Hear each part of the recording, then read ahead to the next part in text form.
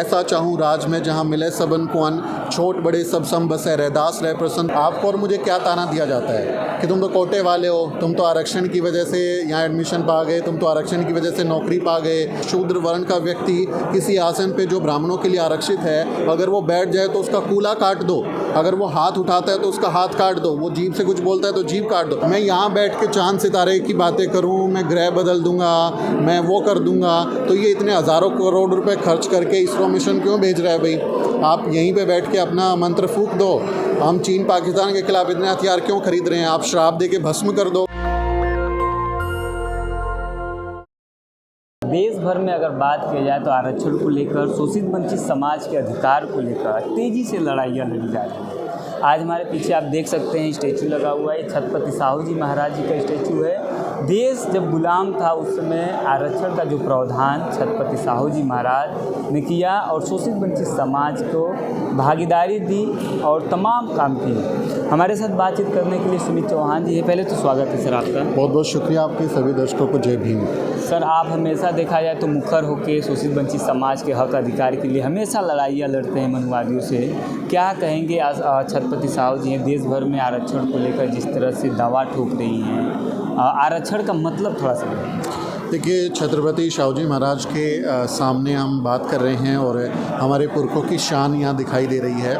और हमारे पुरखे जो हैं उन्होंने कितना शानदार व्यवस्था चलाई है, कैसे राजपाट चलाया है, कैसे एक न्यायपूर्ण समाज हो सकता है, उसके उदाहरण हमारे छत्रपति साहू जी महाराज हैं। बहुत सारे लोग छत्रपति साहू जी महाराज को आरक्षण का जनक भी कहते हैं, लेकिन मैं मानता हूं कि छत्रपति साहू जी महाराज आरक्षण के जनक नहीं है, बल्कि इस देश के ब्राह्मण जो लोग हैं, जो ब्राह्मण समाज है, वो लोग आरक्षण के जनक हैं। उन्होंने सबसे पहले हमारे भारतीय उपमहाद्वीप में आरक्षण की शुरुआत की थी कि 100% आपको पढ़ने का अधिकार होगा, 100% आपका संपत्ति पर अधिकार होगा, 100% आपका राजा बनने का अधिकार होगा, 100% आपको सेवा करना, मलमूत्र उठाना, मेहनत कश काम करना, ये आपके हिस्से में होगा। तो आरक्षण की शुरुआत उन्होंने की थी।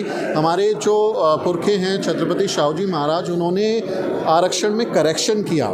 जिनका जन्मजात आरक्षण चला आ रहा था उसमें हमारे साहू जी महाराज ने करेक्शन किया और जो वंचित जातियां थी, जो प्रबुद्ध जातियां थी, उनके लिए आरक्षण की व्यवस्था की। उन्होंने अपने राज्य कोल्हापुर में 50% आरक्षण लागू किया।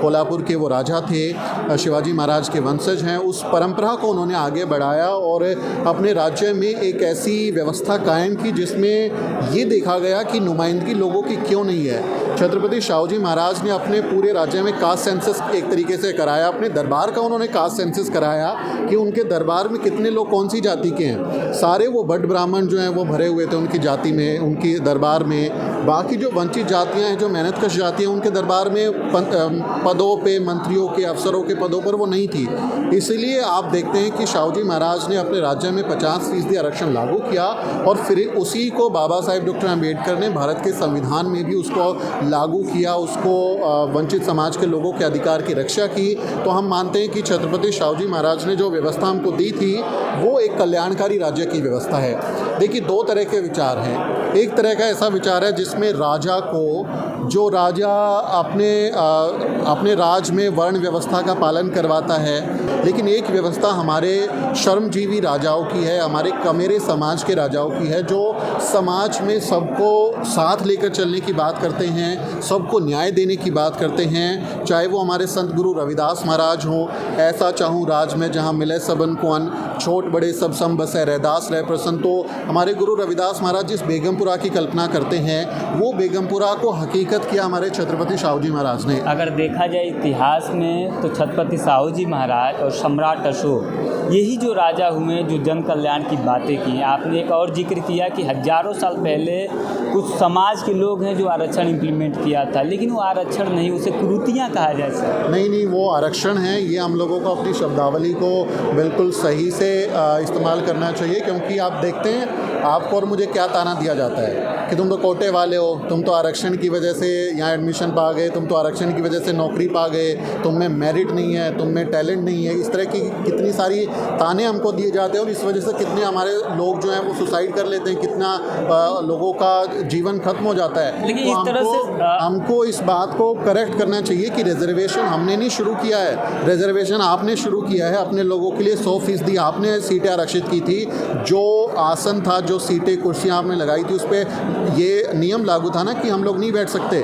मनुस्मृति में तो पूरा का पूरा विधान है कि यदि कोई शूद्र वर्ण का व्यक्ति किसी आसन पे जो ब्राह्मणों के लिए आरक्षित है, अगर वो बैठ जाए तो उसका कूल्हा काट दो, अगर वो हाथ उठाता है तो उसका हाथ काट दो, वो जीभ से कुछ बोलता है तो जीभ काट दो। ये आरक्षण व्यवस्था नहीं थी तो क्या थी? आपने 100% आरक्षण उनके लिए लागू किया था। हमारे राजा ने तो उसको करेक्ट किया, हमारे राजा ने उसमें सोशल जस्टिस का आइडिया दिया। लेकिन आपने जो कहा कि हमारे लोगों पे हमेशा ताना बाना दिया जाता है कि आप आरक्षण से आए हैं, तो ये हमें जहाँ तक उम्मीद है कि जो हमारे राजा हैं छत्रपति साहू जी महाराज, उनको बदनाम करने की कोशिश किया जा रहा है। वो करें, उनके करने से क्या होता है? उन्होंने अपने राज्य में इसको लागू किया, इम्प्लीमेंट किया और एक खूबसूरत राज्य, कल्याणकारी राज्य कोल्हापुर को उन्होंने यथार्थ में तब्दील किया। जो हमको ताना देते हैं उनकी मेरिट क्या है? जो हमको ताना देने वाले मेरिट हैं, उन्होंने बताइए कि देश में कितने बड़े आविष्कार किए, कौन से वैज्ञानिक की क्रांतियाँ यहाँ पर शुरुआत कर दी, कौन से बड़े उन्होंने उद्योग धंधे स्थापित कर दिए, कौन से चमत्कार उन्होंने करके दिखा दिए। अब गौमूत्र पी के, गोबर खा के और उससे वो कहते हैं कि ये शुद्ध है, ये पवित्र है, इसमें सारे गुण हैं। तो अगर वही मेरिट है तो आपकी मेरिट आपको मुबारक। मैं तो गोबर किसी का नहीं खा सकता, मैं तो किसी का मूत्र नहीं पी सकता। हम आपकी मेरिट आपको हवाले। हमारे लोगों ने मेरिट से अपने आप को साबित किया ना। बाबा साहब डॉक्टर अम्बेडकर ने मेरिट से साबित किया ना कि संविधान लिखने वाला नहीं था उनके मुकाबले का ना, इसलिए उनको चेयरपर्सन बनाया गया ड्राफ्टिंग कमेटी का। हमारी बहन जी जब मुख्यमंत्री बनी यूपी की तो उन्होंने एक कल्याणकारी राज्य स्थापित किया, वो मेरिट थी तो वो दिखाया ना। हमारे लोग जिस तरह का अपने शासनकाल में काम करते हैं वो हमारी मेरिट हैं। मैं यहाँ बैठ के चांद सितारे की बातें करूँ, मैं ग्रह बदल दूंगा, मैं वो कर दूंगा, तो ये इतने हज़ारों करोड़ रुपए खर्च करके इसरो मिशन क्यों भेज रहा है भाई? आप यहीं पे बैठ के अपना मंत्र फूंक दो।